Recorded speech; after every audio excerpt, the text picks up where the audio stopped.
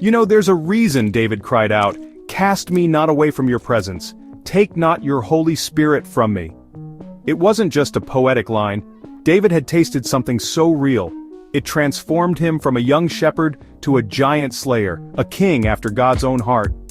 The Holy Spirit isn't just a nice idea or a Bible story.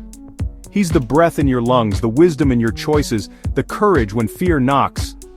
When the Spirit of God came on David, it was like God himself stepped into his life and made the impossible possible. That's how lions and giants fall. But here's the thing, the Spirit also shapes your character. You can't truly carry God's presence and keep acting in the old ways. With the Spirit, David walked wisely. He stood out, not just for what he did, but for who he became. I'll be honest with you, I've felt what it's like when the Spirit's presence steps back. It's emptiness. No amount of success, no relationship, no thrill can fill that void. And that's why people run after every other spirit, addictions, distractions, anything to numb the emptiness. But God is never far.